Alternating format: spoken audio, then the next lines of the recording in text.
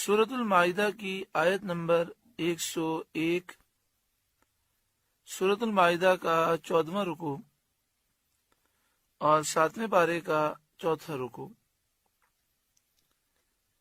اللہ رب العالمین نے ارشاد فرمایا، یا ایہا الذین آمنوا، اے ایمان والوں، لا تسألوا عن اشیاء ان تبد لکم تسؤکم، ایسی باتیں نہ پوچھو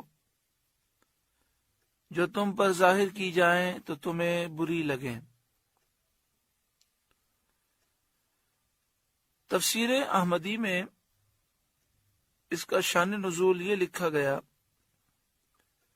کہ بعض لوگ سید عالم صلی اللہ علیہ وآلہ وسلم سے بہت سے بے فائدہ سوال کیا کرتے تھے،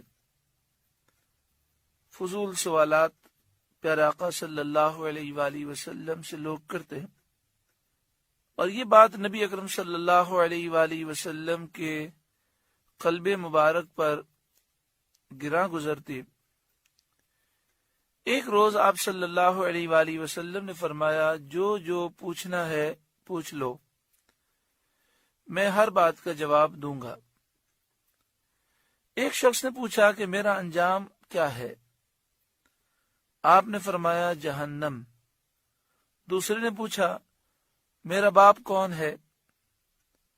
آپ نے اس کے اصلی باپ کا نام بتا دیا جس کے نطفے سے وہ تھا، باوجود اس کے کہ اس کی ماں کا شوہر اور کوئی تھا جس کا یہ شخص بیٹا کہلاتا تھا۔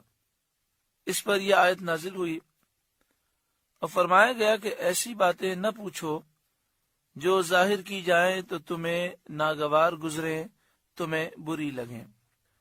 بخاری مسلم کی حدیث میں ہے، ایک روز نبی اکرم صلی اللہ علیہ وآلہ وسلم نے خطبہ دیتے ہوئے ارشاد فرمایا، جس کو جو پوچھنا ہے پوچھو۔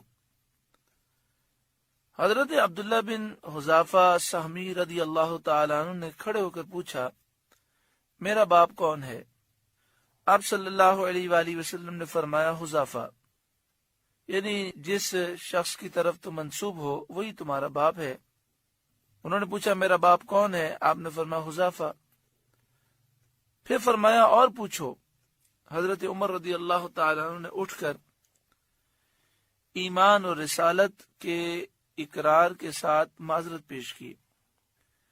ابن شہاب کی روایت ہے کہ حضرت عبداللہ بن حذافہ رضی اللہ تعالیٰ عنہ کی والدہ نے ان سے شکایت کی اور کہا کہ تو بہت نالائق بیٹا ہے، تجھے کیا معلوم کہ زمانے جاہلیت کی عورتوں کا کیا حال تھا؟ اگر تیری ماں سے کوئی قصور ہوا ہوتا تو آج وہ کیسی رسوا ہوتی۔ اس پر حضرت عبداللہ بن حذافہ رضی اللہ تعالیٰ عنہ نے کہا کہ اگر حضور صلی اللہ علیہ وآلہ وسلم کسی حبشی غلام کو میرا باپ بتا دیتے تو میں یقین کے ساتھ مان لیتا۔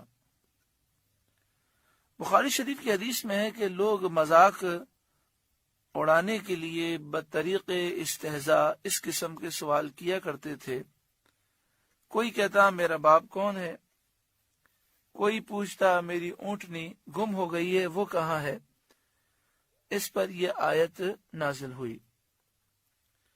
مسلم شریف کی حدیث میں ہے کہ رسول کریم صلی اللہ علیہ وآلہ وسلم نے خطبے میں حج فرض ہونے کا بیان فرمایا، اور آپ نے فرمایا لوگوں تم پر حج فرض کیا گیا۔ یہ سن کر ایک شخص نے کہا کہ کیا ہر سال حج فرض ہے؟ پیارے آقا صلی اللہ علیہ وآلہ وسلم نے سکوت فرمایا، خاموش رہے۔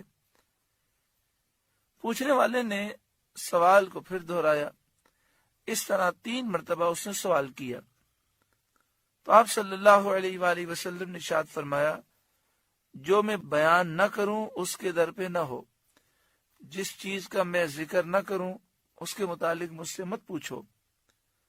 اگر میں ہاں کہہ دیتا تو ہر سال حج کرنا فرض ہو جاتا اور تم نہ کر سکتے۔ اس سے معلوم ہوا کہ شرعی احکام نبی اکرم صلی اللہ علیہ وآلہ وسلم کے سپرد کیے گئے ہیں۔ آپ جسے فرض فرما دیں وہ فرض ہو جائے گا، اور جسے نہ فرمائیں وہ نہ ہوگا۔ اور ان احادیث طیبہ سے یہ بھی معلوم ہوا کہ سرکار دو عالم صلی اللہ علیہ وآلہ وسلم کو اللہ تعالی نے سب سے زیادہ علم عطا فرمایا، کہ جب آپ سے حضرت عبداللہ بن حذافہ نے پوچھا میرا باپ کون ہے، تو پیارے آقا صلی اللہ علیہ وآلہ وسلم نے وضاحت فرمائی۔ حالانکہ یہ ایک ایسا معاملہ ہے کہ اس پر مطلع ہونا انسان کی بس کی بات نہیں ہے۔ اللہ تعالیٰ نے آپ کو غیبی علم عطا فرمایا، اور اللہ کی طرف سے آپ کو یقینی علم عطا کیا گیا، جس کے مطابق پیارے آقا صلی اللہ علیہ وآلہ وسلم نے حضرت عبداللہ بن حذافہ کو بیان فرمایا۔ اس سے نبی اکرم صلی اللہ علیہ وآلہ وسلم کے اختیارات، آپ کا علم، آپ کی شان، آپ کی عظمت معلوم ہوتی ہے۔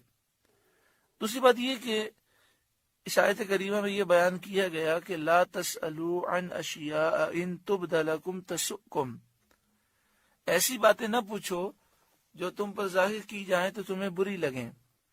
اور پھر آپ احادیث طیبہ سے سمجھ چکے، سرکار دو عالم صلی اللہ علیہ وآلہ وسلم بہت سے معاملات میں خاموشی اختیار فرماتے ہیں، بہت سے معاملات ظاہر نہیں فرماتے۔ اس کی یہ وجہ نہیں ہوتی کہ آپ صلی اللہ علیہ وآلہ وسلم کو علم نہیں، بلکہ وجہ یہ ہوتی ہے کہ آپ کسی مصلحت کی وجہ سے اس کا اظہار پسند نہیں فرماتے۔ وَإِن تَسْأَلُوا عَنْهَا حِينَ يُنَزَّلُ الْقُرْآنُ تُبْدَ لَكُمْ، اور اگر انہیں اس وقت پوچھو گے کہ قرآن اتر رہا ہے تو تم پر ظاہر کر دی جائیں گی۔ عفا اللہ عنہا، اللہ انہیں معاف فرما چکا ہے۔ واللہ غفور حلیم، اور اللہ بخشنے والا، حلم والا ہے۔ اس آیت سے ثابت ہوا کہ جس کام کی شریعت میں ممانعت نہ آئی ہو، جس کام سے شریعت نے منع نہ کیا ہو، وہ جائز ہے۔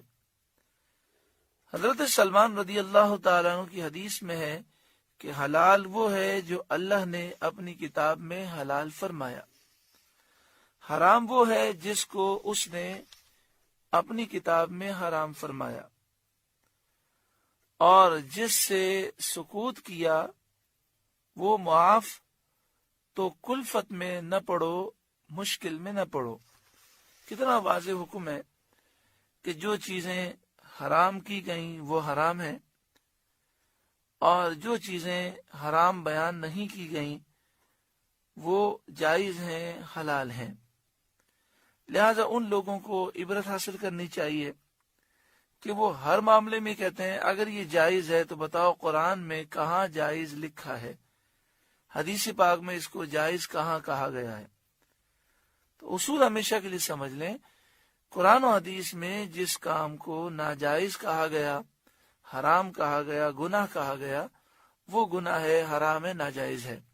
اس کے علاوہ تمام کام جنہیں حلال کہا گیا وہ بھی حلال ہیں، جنہیں جائز کہا گیا وہ بھی جائز ہیں، اور جن کے متعلق سکوت ہے، جن کا ذکر نہیں کیا گیا، وہ بھی جائز ہیں اور حلال ہیں۔